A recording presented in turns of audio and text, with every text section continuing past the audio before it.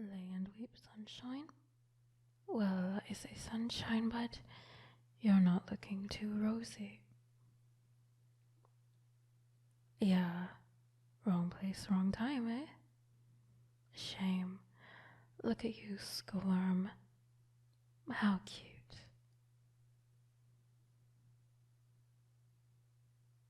Heavens above, look at those pearly eyes. How lovely. I'll try not to damage them, but I can't promise anything once I let out all of my anger against your perfect being. I may seem calm and docile right now, but underneath my stone cold heart lays a fireball that is just begging me to let it burst like the gates of hell itself. Oh, who am I kidding? I don't normally catch someone so lively. I can read it in your eyes like it was merely an open book. We had dreams and hopes and aspirations in life, and now I'm just here crushing it in front of you. It's rare to catch someone like that these days. Either you catch a middle-aged man who works on a construction site since 2003 and who is utterly crushed spiritually by their spouse or their boss, sometimes both. Or you catch some 89-year-old housewife whose husband passed away 20 years ago and still can't accept the fact that their children don't want to see them, and who are desperately clinging onto the life that they could have had as if it were. Your face is so soft. It would be such a waste to cut you up so early. Huh, I saw that. Fear. I could sense it in the air, but it was so vivid inside your eyes just then. It was crammed in there, right next to the purity of your soul. I never thought I would see such a combination in all of my days. I need to study you a little while longer, see what else I can sense out of you. Pure humans are hard to come by these days. The last person I ever saw with such a love for life in their eyes was my mother. You want to know what happened to her? You think I killed her, don't you? No, I would never have done such a vile thing. She loved life too much, and I wasn't as fucked in the head back then. I still believed a good life awaited me, was I to keep working hard. Yeah, back when I was just like you, with dreams, hope, and aspirations. I loved life, can you believe it? I can't. What a fool I was. It was some foul man, that fat bastard drunk driver that killed her. People can be such complicated individuals. It's fascinating, really. The different factors that would lead to this specific event. You start with the ancestors who lived a particular way, now pass down that way of life through generations, through the different technological advances that led to the invention of cars, through all the events that made our specific families move around this particular area for them to meet under these particular circumstances. How much do you want to bet that this man's family tree spent a good few centuries in Ireland, eh? Your life, that's what you want to bet. I'll admit, that joke was funnier for me than it was for you, but if you weren't shackled, you would be laughing pretty hard right now. I know you would. You strike me as the kind of like dark humor every once in a while. And what about the factors that led to us meeting? Probably goes back centuries in of itself. And with even more factors, since you have to add all the factors that led to that Irishman to T-bone my mother. Because I wouldn't act the way I did if it weren't for that. Or would I? Is there a world where I'm a normal, happy, and chemically balanced person right now. I wouldn't have been left alone to cope with it all. It all seems so distant, but what if? And why do I sense such warmth around you? I hardly know you. Give me a moment.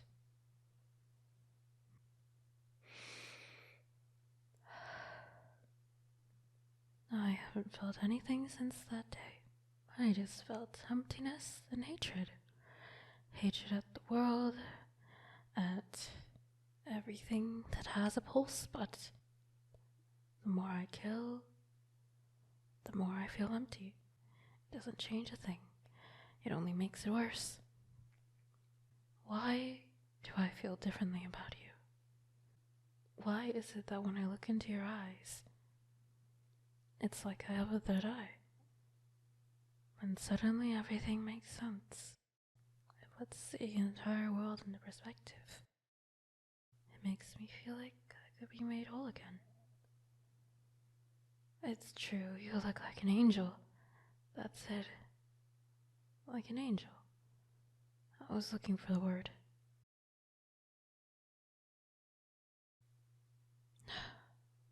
I can't do this. Man, what have I done? What have I become? That's not who I want to be. That's not who I want to leave this world as. As a serial killer? Mother would turn over in her grave if she didn't already. There are so many beautiful things to be seen. There are so many beautiful things to be done, to be experienced and felt, and here I am, giving up. Faith must be taunting me for sending you to me, showing me everything I could have had, and I threw it all away.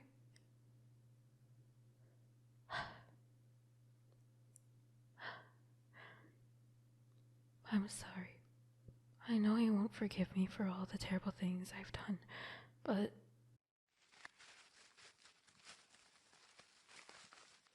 there you go.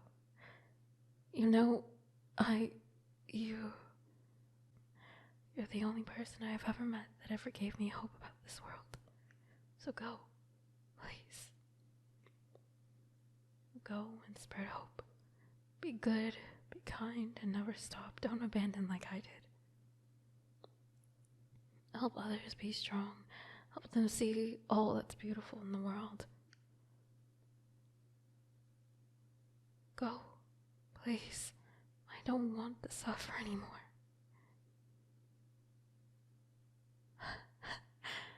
Stop. I don't deserve it. Don't smile at me. Don't look at me. Just go. You deserve to live and be happy, and I don't. What are you? This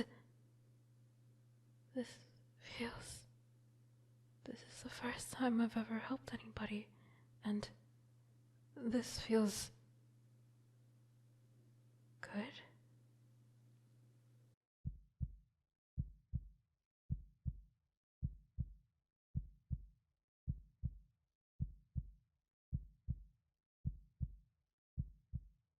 I can feel your heart beating against my chest. I haven't felt the warmth of a caring touch in such a painful amount of time. So this is why they say that the eyes are a window into the soul. Don't let go.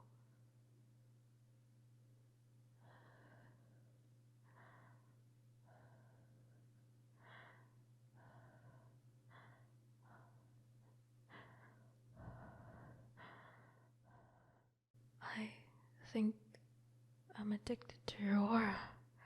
You give off such an uplifting feeling. Is this what love feels like? Or is it only friendship? I can't tell, but it is strong, very strong. You're gripping me so tightly. Why? I kidnap you, almost kill you, like I've done to, 5 other people. And yet, you keep on showing me kindness. Are you desperately seeking companionship yourself? Is that the reason? How could such a kind soul be so lonely as to befriend a serial killer? So I'm assuming you won't be turning me into the cops.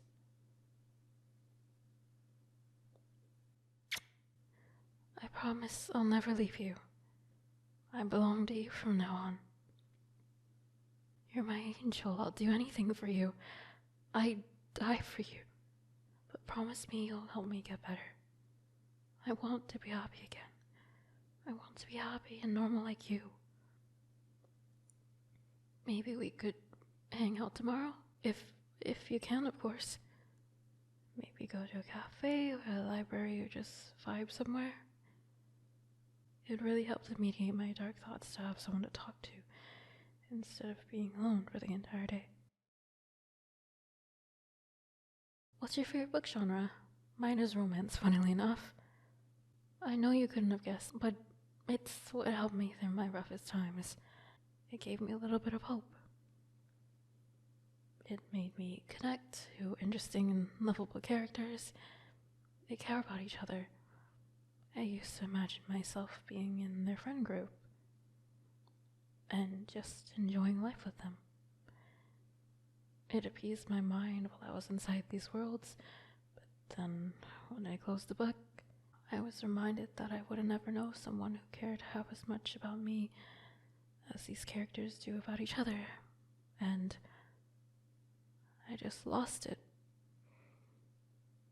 But then today happened, when you reminded me of these characters and you reminded me that good, caring, and rare people do exist.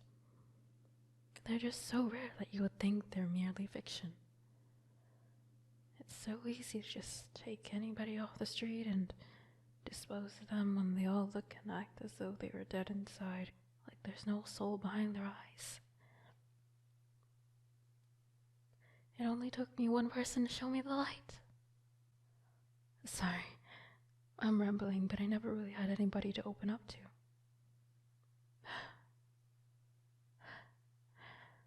What were we talking about again?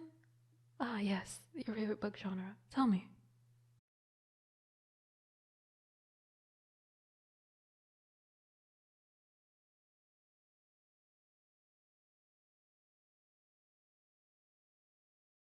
You too. I love that one. Always blends well with the romance. It's decided then. You and me at the library tomorrow. Let's say around 11 a.m.? We could discuss some books. I really want to show you some of my favorites.